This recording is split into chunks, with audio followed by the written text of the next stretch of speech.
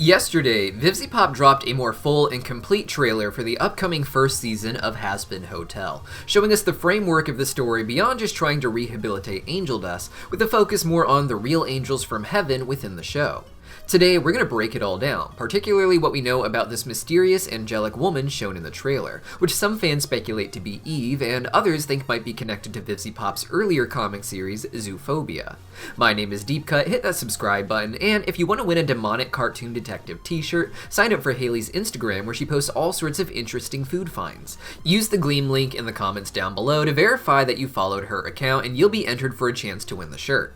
Now, what fans really love about Helluva is just how much it can explore its internal demonic lore against the real-life demonic lore that has existed throughout history. Helluva as a spin-off of Hazbin Hotel actually manages to give us a much larger idea of what hell is like than what Hazbin Hotel seemed wanting to explore. And from this trailer, we can see that the focus of Hazbin Hotel has probably always been more about the angels.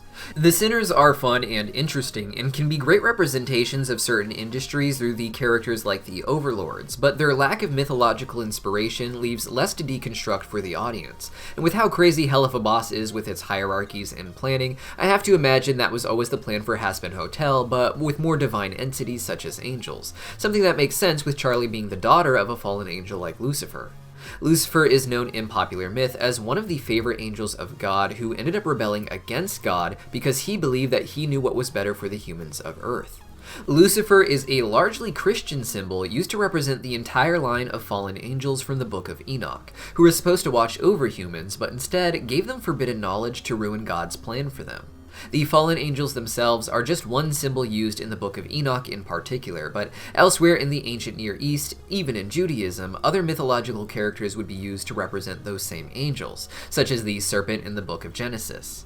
Later, Jewish tradition would also create a new leader of the fallen angels to represent the entire tribe, similar to what Lucifer was known as, with the name instead being Samael.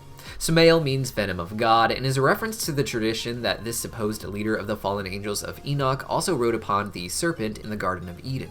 Samael is said to have married Adam's first wife Lilith, who refused to submit to Adam, and thus Lucifer, as the Christian parallel to Samael, is the husband of Lilith in Hazbin Hotel.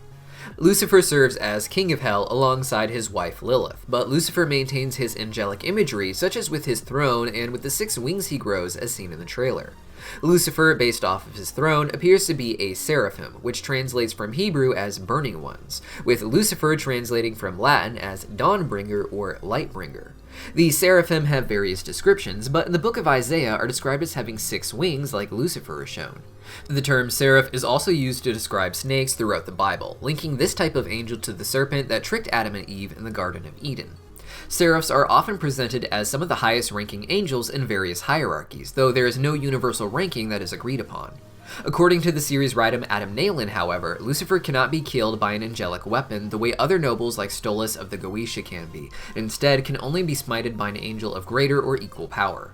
Lucifer is often described as being God's favorite angel in the beginning, and thus likely among the elites of heaven, but that would not necessarily make him the most powerful angel, and other seraphs, particularly higher ranking seraphs and also archangels, should have power over Lucifer. Now, in the trailer, we got a close-up of this new angel here, with many fans wanting to know where she might fall in the hierarchy and the story. Outside of Lucifer, we have only seen 2, maybe 3 classes of angels in the Helluverse. In Helluva we have the cherubs, who are depicted as much lower-level angelic beings, modeled more so off of later art of tiny cute baby angels than after traditional depictions of cherubim. In the background of the cherub commercial, however, we also get a look at what some fans believe to be an ophanim. Opha meaning Hebrew for wheels, and ophanim translating as wheels plural, a group of wheels, or wheels within wheels. Finally, there are the exorcists, such as Adam and his descendants. This means exorcists are, like sinners, people who were once human, but instead managed to get into heaven instead of going to hell. The exorcists don't appear to be some sort of species-type class of angel, but rather a workforce of women who serve Adam as part of heaven's army against the sinners. This lady doesn't look like an exorcist or wear the same mask as them, and instead she seems to have a glowing crown of sorts, indicating she is much more higher status. Some fans are speculating that this is Eve, who is presented as the wife of Adam in the Bible, but who in the oral tradition of Judaism is actually just the second wife of Adam. Lilith, as discussed, was the first wife of Adam, who was made from the same dust as him. Because of this, she saw him as her equal and would not submit to him. After being cast out of Eden, Eve would be created from Adam's rib in order to make her naturally subservient to him, and they would go on to populate the earth with humans.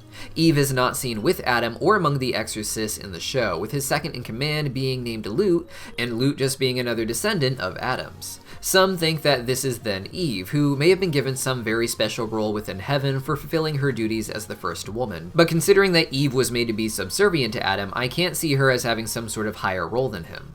This glowing crown indicates some great authority, and I instead maintain that Lilith and Eve are actually one singular entity in the Helluverse, the same way they often are seen as just representing different aspects of early women in real-life mythology. With that in mind, I think that Lilith had children with Adam, and then ran off to live in hell with Lucifer, where she could be herself, leaving Adam behind, but with the children to also populate the world, most of whom Lilith would end up meeting in hell when they eventually go there themselves. Regardless of if Lilith is Eve or not in the show, the idea that this is Eve just doesn't quite fit yet. Other fans have speculated that this is actually a reference to a Zoophobia character named Adina.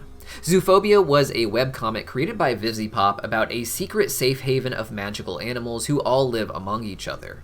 Hell was a secondary location in the story, but as she developed the many big arcs that the story was meant to have, the story about Hell would be the one Vivzipop gave the most attention to. This was just one arc within the much bigger world, as I said, but Vivzipop would frequently post images and comic strips from the characters that were being prepared for this arc, which was still quite a few volumes away. At some point, her interest in this story would outgrow Zoophobia, and Vivzipop realized that she could spin these characters off into their own world that doesn't have to wait for Zoophobia to build it up. The break from Zoophobia would come with massive changes to its existing lore of Hell, including their redesigning of the devil to the Lucifer we now know in Hazbin Hotel today.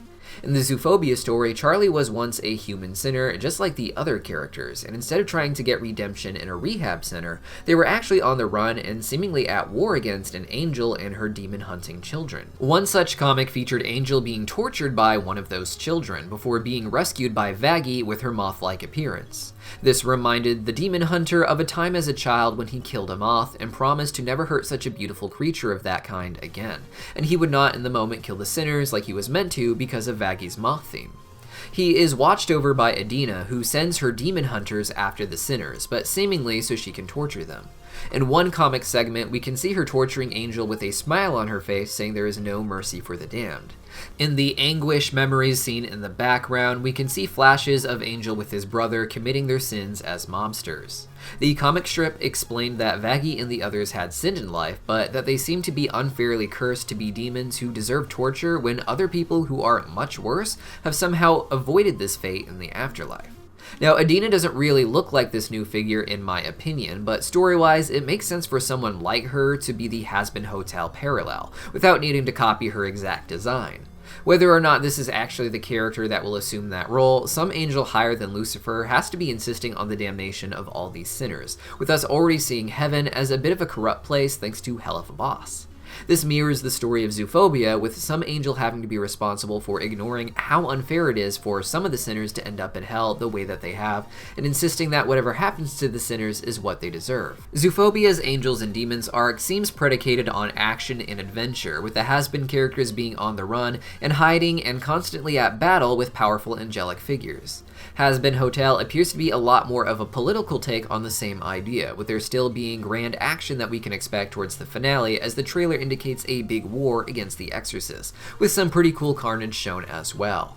But most of the story will revolve more around being trapped in the sinister politics of hell, the economy of hell, not being tortured with anguish over your sins, but being forced in a system that milks your sins for the profit of other people who are even more evil than you, but because of just how much more evil they can be, get to live a much better life in hell at other people's expense. Adina would not care about the differences, thinking that all would be suffering to some degree in hell in Hazbin Hotel, also seeing it as a place to just hoard these sinners so they can't affect heaven in particular, which seems to want to remain isolated from them. So while this woman might not be named Adina, she or another angel we meet will likely have a very similar role to her, with an unhinged psychology about what all of these human sinners deserve. But what do you guys think? Let me know your thoughts in the comments down below, and I'll see you guys next time.